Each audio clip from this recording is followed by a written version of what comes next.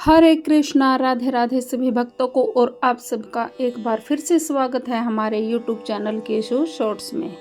Video को शुरू करने से पहले आप सभी से प्रार्थना है कि वीडियो को पूरा सुने, बीच में अधूरा न छोड़ें।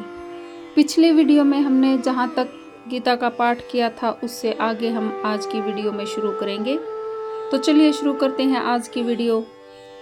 अर्जुन ने कृष्ण की शरण ग्रहण करके पहले ही उन्हें गुरु रूप में स्वीकार कर लिया है।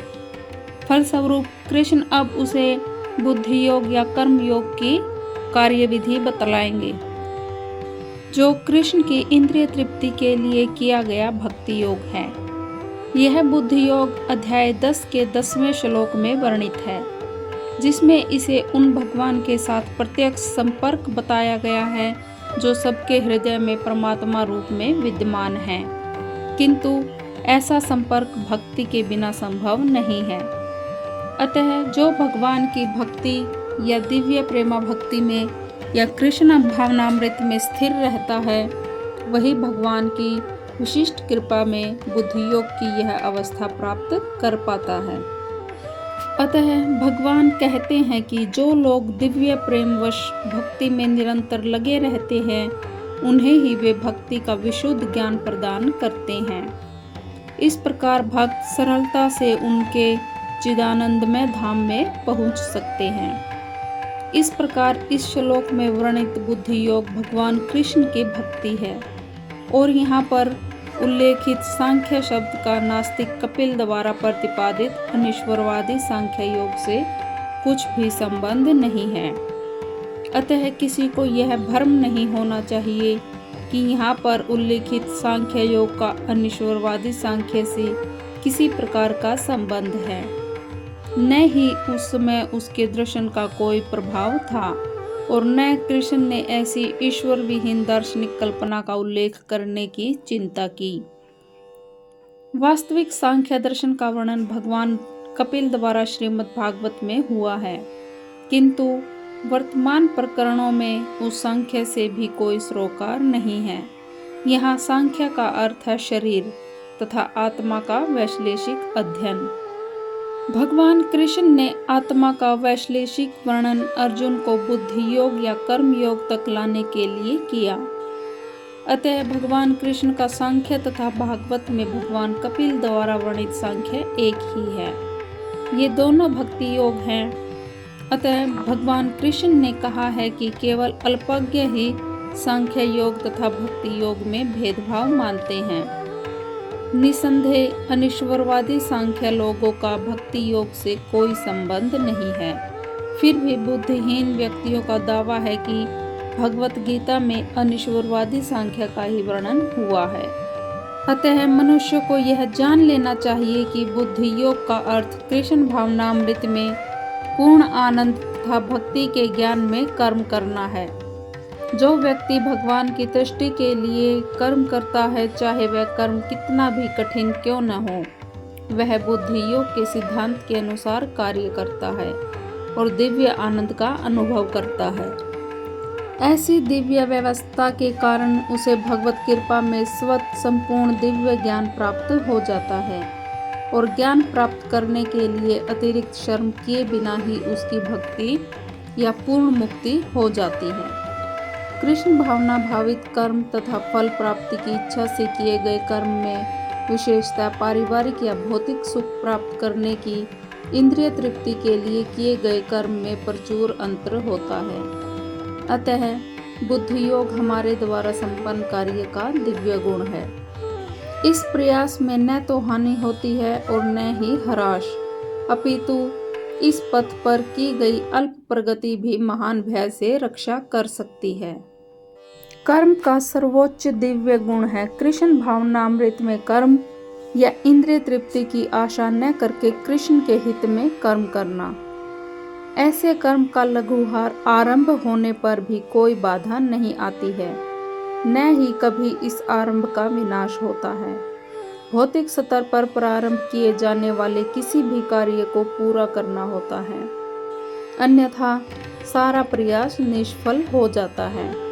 किंतु कृष्ण भावनामृत में प्रारंभ किया जाने वाला कोई भी कार्य अधूरा रहकर भी स्थायी प्रभाव डालता है। अतः ऐसे कर्म करने वाले को कोई हानि नहीं होती, चाहे यह कर्म अधूरा ही क्यों न रह जाए। यदि कृष्ण भावनामृत का 1% भी कार्य पूरा हुआ तो उसका स्थायी फल होता है। अतः अगली बार 2% से शुभारंभ होगा। किंतु भौतिक कर्म में जब तक 100% सफलता प्राप्त न हो तब तक कोई लाभ नहीं होता। अजामिल ने कृष्ण भावनामृत में अपने कर्तव्य का कुछ ही प्रतिशत पूरा किया था, किंतु भगवान की कृपा से उसे 100% लाभ मिला। इस संबंध में एक अत्यंत सुंदर श्लोक आया है, जिसका अर्थ है, यदि कोई अपना धर्म छोड़कर कृष्ण भावनामृत में काम करता है और फिर काम पूरा न होने के कारण नीचे गिर जाता है तो इसमें उसको क्या हानि, और यदि कोई अपने भौतिक कार्यों को पूरा करता है तो इससे उसको क्या लाभ होगा। अथवा जैसा कि ईसाई कहते हैं, यदि कोई अपनी शाश्वत आत्मा को खोकर संपूर्ण जगत को पा ले तो मनुष्य को इससे क्या लाभ होगा।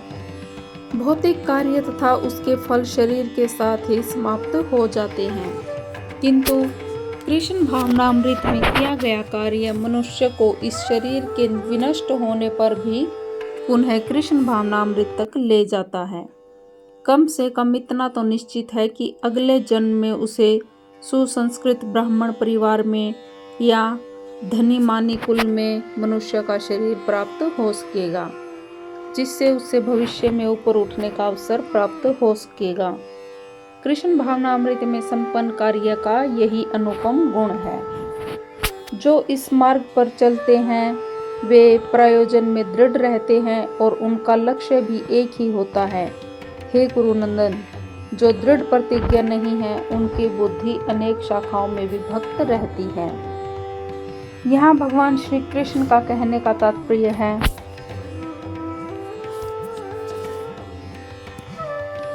यह दृढ़ श्रद्धा की कृष्ण भावनामृत द्वारा मनुष्य जीवन की सर्वोच्च सिद्धि प्राप्त कर सकेगा। श्रद्धा का अर्थ है किसी अलौकिक वस्तु में अटूट विश्वास। जब कोई कृष्ण भावनामृत के कार्यों में लगा होता है तो उसे परिवार, मानवता या राष्ट्रीयता से बंध कर कार्य करने की आवश्यकता नहीं होती। पूर्व में किए गए शुभ अशुभ कर्मों के फल ही उसे सकाम कर्मों में लगाते हैं। जब कोई कृष्ण भावनामृत में संलग्न हो तो उसे अपने कार्यों के शुभ फल के लिए प्रयत्नशील नहीं रहना चाहिए।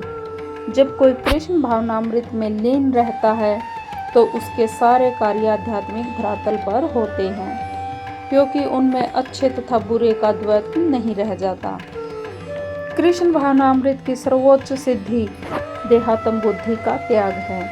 कृष्ण भावनामृत की प्रगति के साथ क्रमशः यह अवस्था स्वतः प्राप्त हो जाती है। कृष्ण भावना भावित व्यक्ति का दृढ़ निश्चय ज्ञान पर आधारित है। कृष्ण भावना भावित व्यक्ति अत्यंत दुर्लभ जीव है, जो भलीभांति जानता है कि वासुदेव या कृष्ण समस्त प्रकट कारणों का मूल कारण है। जिस प्रकार वृक्ष की जड़ सींचने पर स्वतः ही पत्तियां तथा टहनियों में जल पहुंच जाता है, उसी तरह कृष्ण भावना भावित होने पर मनुष्य प्रत्येक प्राणी की अर्थात अपने परिवार की, समाज की, मानवता की सर्वोच्च सेवा कर सकता है। यदि मनुष्य के कर्मों से कृष्ण प्रसन्न हो जाएं तो प्रत्येक व्यक्ति संतुष्ट होगा, किंतु कृष्ण भावना भावित में सेवा गुरु के समर्थ निर्देशन में ही ठीक से हो पाती है, क्योंकि गुरु कृष्ण का प्रामाणिक प्रतिनिधि होता है, जो शिष्य के स्वभाव से परिचित है और उसे कृष्ण भावनामृत की दिशा में कार्य करने के लिए मार्ग दिखा सकता है। अतः कृष्ण भावनामृत में दक्ष होने के लिए मनुष्य को दृढ़ता से कर्म करना होगा और कृष्ण के प्रतिनिधि की आज्ञा का पालन करना होगा। उसे गुरु के उपदेशों को जीवन का लक्ष्य मान लेना होगा। श्रील विश्वनाथ चक्रवर्ती ठाकुर ने गुरु की प्रसिद्ध प्रार्थना में उपदेश दिया है, गुरु की तुष्टि से भगवान भी प्रसन्न होते हैं। गुरु को प्रसन्न किए बिना कृष्ण भावनामृत के स्तर तक पहुंच पाने की कोई संभावना नहीं रहती। अतः मुझे उनका चिंतन करना चाहिए। और दिन में 3 बार उनकी कृपा की याचना करनी चाहिए और अपने गुरु को सादर नमस्कार करना चाहिए। किंतु यह संपूर्ण पद्धति देहात्म बुद्धि से परे सैद्धांतिक रूप में नहीं वरन व्यवहारिक रूप में पूर्ण आत्मज्ञान पर निर्भर करती है। जब सकाम कर्मों से इंद्रिय तृप्ति की कोई संभावना नहीं रहती, जिसका मन दृढ़ नहीं है वही विभिन्न सकाम कर्मों की ओर आकर्षित होता है। तो आज के हमारे गीता के पाठ को हम यहीं विराम देते हैं और हमारी वीडियो को यहीं समाप्त करते हैं।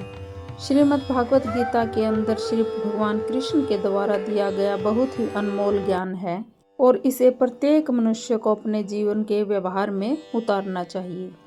अगर आपको वीडियो पसंद आई हो तो वीडियो को ज़्यादा से ज़्यादा शेयर करें और लाइक करें और चैनल को सब्सक्राइब करें और अपने घर में बच्चों को भी श्रीमद् भगवत गीता के महत्व के बारे में बताएं। भगवान श्री कृष्ण आप सभी के ऊपर अपनी कृपा बनाए रखें। हरे कृष्णा। राधे राधे। सभी को हरे कृष्णा।